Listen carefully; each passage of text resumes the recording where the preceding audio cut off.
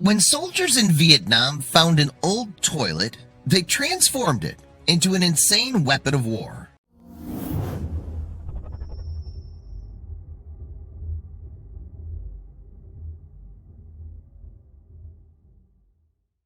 In the skies above Vietnam in October 1965, something rather unusual is happening.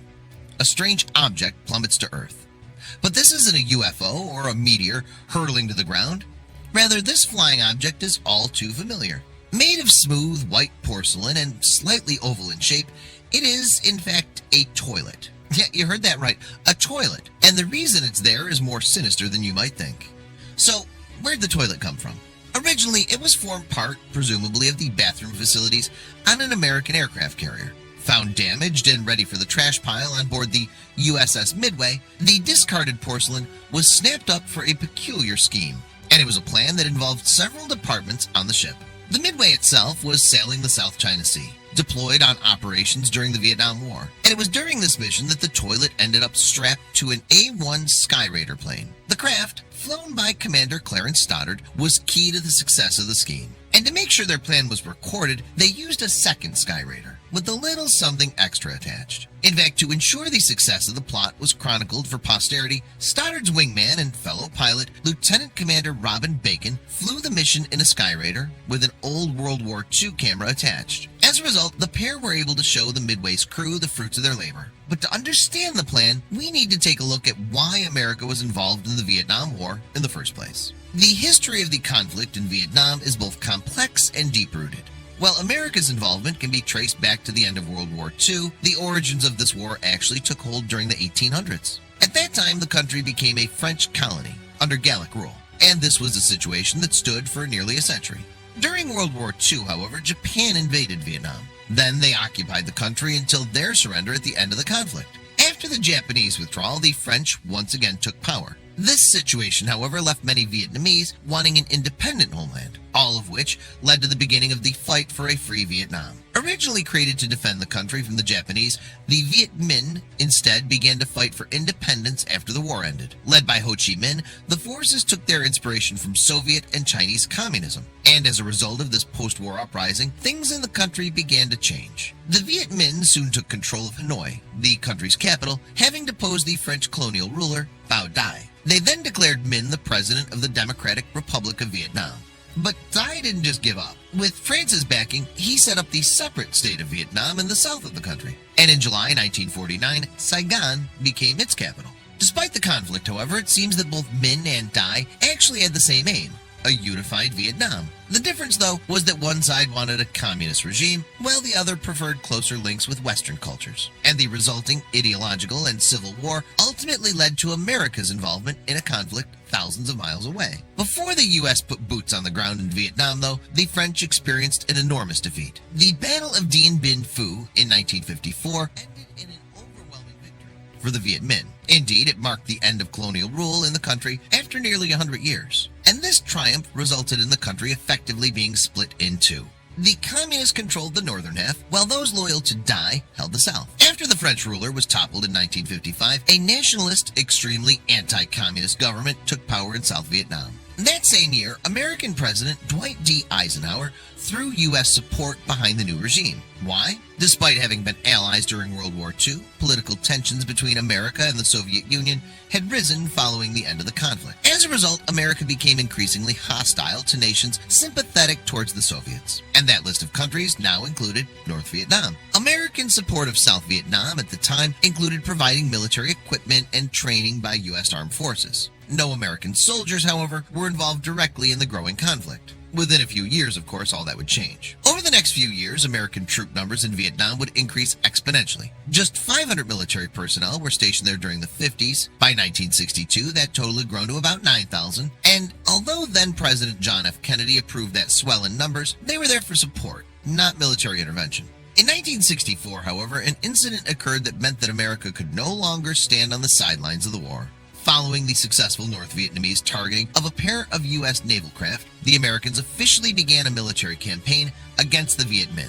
In the early days of the conflict, though, that mostly involved heavy bombing raids. In 1965, however, those air raids were backed up by boots on the ground. In July that year, some 82,000 military personnel were deployed to Vietnam to help the South win the war. This marked the beginning of one of America's bloodiest conflicts. The Viet Cong, as they'd become known, refused to give up and just kept fighting. The Viet Cong was able to do that thanks in part to support from its Soviet allies. Helping to bolster the North's air defenses, the resulting escalation led to the U.S. military leaders calling for a further 175,000 troops to fully aid the South Vietnamese. That number would ultimately increase far beyond even that figure. In fact, in 1967, about 500,000 U.S. troops were stationed in South Vietnam. But despite what would seem to be an overwhelming numbers, along with superior firepower, America was losing soldiers at an alarming rate. During one particular battle that year alone, more than 1,800 U.S. casualties were recorded. By the end of 1967, after roughly 2 years of fighting, U.S. casualty numbers had reached enormous levels. The death toll had climbed to over 15,000, while the injured numbered more than 100,000 Americans. Despite the growing evidence to the contrary, however, the U.S. government insisted that they were winning the war. Things did not improve for America as the war dragged on.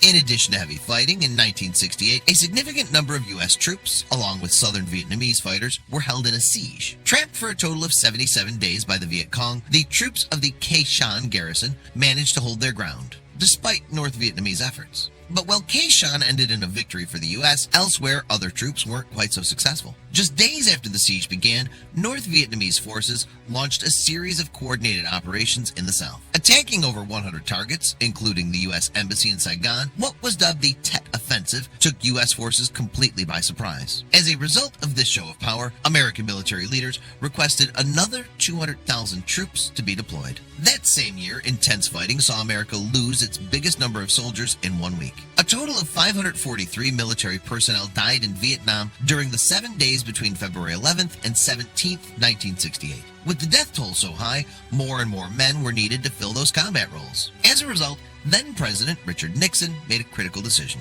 In 1969, Nixon introduced a military drafting policy, conscripting men into the armed forces. The first draft since World War II meant that any man born between 1944 and 1956 could be forced into service at any time. And as you might imagine, this policy was incredibly unpopular, particularly among the young boys it targeted. The draft, alongside television coverage of the war, eventually turned public opinion. Having once been in favor of intervention in Vietnam, the American people now showed their anger against the situation.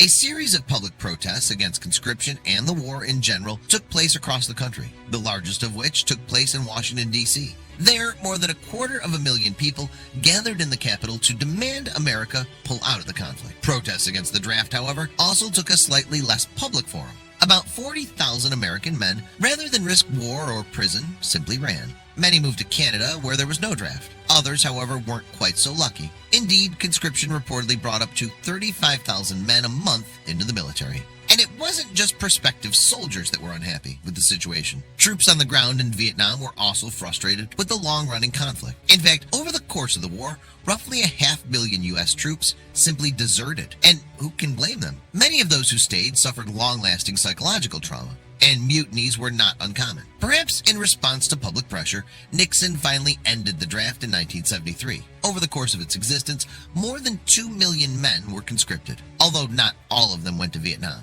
And America officially ended its involvement that same year after signing a peace treaty with North Vietnam. That peace treaty finally put an end to a decade of bloody conflict. At its close, America had lost over 58,000 military personnel to the war. The death toll in Vietnam, however, was far greater. In total, more than 2 million Vietnamese were killed, over half of whom were civilians, and a further 3 million were injured during the fight. The signing of the peace treaty closed the book on one of the darkest chapters in American history. An ideological war that neither side had really won had cost millions of lives. But it wasn't just close combat that led to so many deaths. America, in fact, continued its aerial bombardment of Vietnam throughout the conflict. But while most of the munitions dropped on Vietnam were, shall we say, conventional, one particular bomb definitely was not. Remember that toilet plummeting to the earth that we mentioned earlier? Well, it wasn't just any old broken toilet. It was, in fact, a specially made bomb. And how does a broken loo filled with explosives end up being dropped on Vietnam? To answer that, we have to go back to the Midway. The toilet was, as we mentioned, broken beyond repair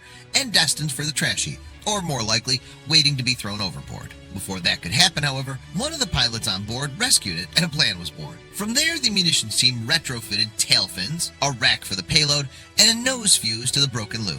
It was now a live bomb. Now that the makeshift bomb, nicknamed rather aptly Santa Flush, was complete, it had to be fitted to a plane. Step forward Commander Stoddard, whose Skyraider was scheduled for a mission. And to keep the unorthodox ordnance a secret, the Midway crew reportedly obscured the vision of commanding officers as it was attached, at which point the pilot and his wingman readied themselves for takeoff. In fact, so successful were the crew's machinations that no one in command saw the toilet bomb before Stoddard took off. At which point, recalled Clint Johnson, a pilot who was present that day, officers asked, what the hell was on Stoddard's right wing?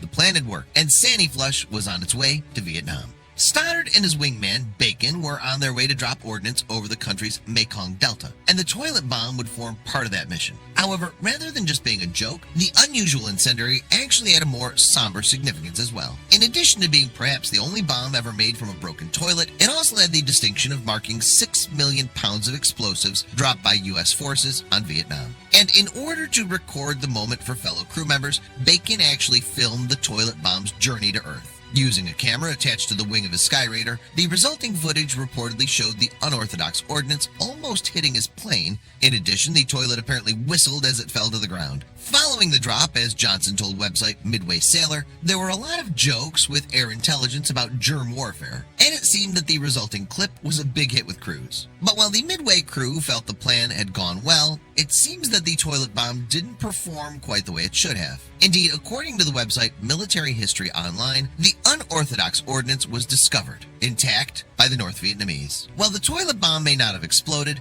many others definitely did. In total, America dropped 3 times more bombs in Vietnam than they used in the entirety of World War II. From precision-guided ordnance to cluster bombs and beyond, the U.S. military came well equipped. And that included using the Daisy Cutter, one of the most powerful modern conventional weapons ever deployed. In addition to explosive ordnance, the U.S. military also used napalm, a gel-based petroleum product. It's incredibly sticky and burns at very high temperatures. Essentially used to set fire to large swaths of land, its deployment during the war caused horrendous injuries to anyone unlucky enough to come into contact with it. And even if you were just in the area, you weren't safe. The amount of carbon monoxide produced when napalm burns suffocates everything in close proximity. But perhaps the worst weapon that America used during the conflict wasn't even a weapon at all. It was, in fact, a herbicide, a chemical designed to kill plants. In an effort to destroy Vietnam's dense vegetation, U.S. forces sprayed millions of gallons of Agent Orange. Considered one of the most toxic substances on the planet, the devastation it brought